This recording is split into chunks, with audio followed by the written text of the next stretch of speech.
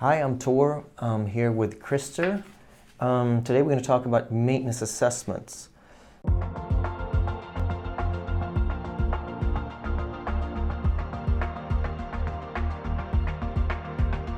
Now, so how do we find out what's actually happening? Because if we just go up to somebody and say, hey, do you plan and schedule? They're going to say, yeah, we're planning and schedule. But how do you actually find out, the true state of things?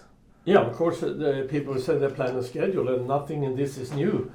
And what you have to do is to look at in detail quite a lot on daily and weekly schedules, and what is the schedule compliance on this, and in those schedules, how much of the work was actually planned. Another thing is to talk a lot with the frontline and follow them during a day, for example, and see how many of the jobs were actually planned before they were scheduled. And you also look at the plant. You can see a lot of things, you can come to a very good plant and you find the staging areas where parts and tools and so forth are ready to go, and they are marked with a work order number and many other details. Okay, good. Yeah, and we're biased, of course, here, but who should do the assessment? I mean, can you do internal assessments? Should it be a third party? I mean, there's pros and cons for both, I guess, but what do you think? Yeah, many good organizations we work with, they have they do their own assessments with a corporate group of people.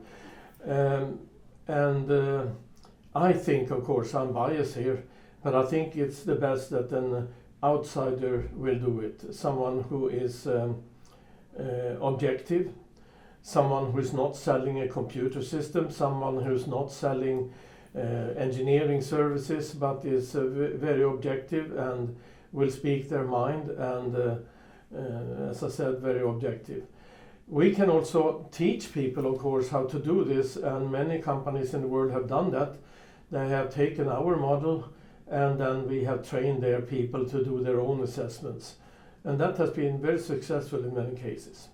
Right. Yeah, we recently created a program called the Certified Maintenance Assessor, where we said, you do an assessment. First of all, you get a training, you do an assessment with us, and then you lead an assessment, and then you get evaluated, and you can become a certified assessor by IDCON.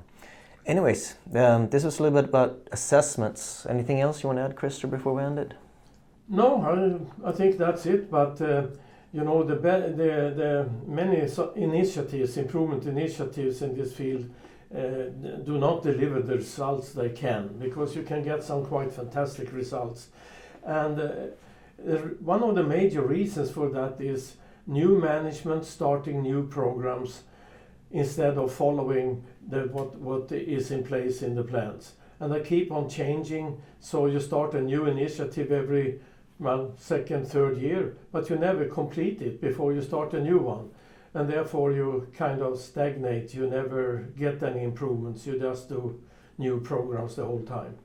And therefore it's important to have an assessment that is really done the same way year after year after year. And most of this is just basic common sense, so it won't be many differences as such in it. Right. No, I agree. I think those what we call the best practices, and they've been staying very constant over the last so many years, yes. At least.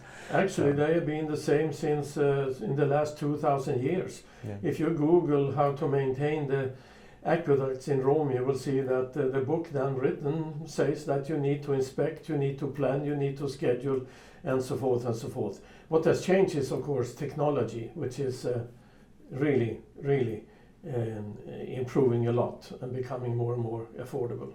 For sure. Well, great. Thanks for listening to this video. Please click the subscribe button and the little bell so you get notifications when we have a new video. And thanks for listening, and thanks, Christer. Thank you. Thank you too. Bye.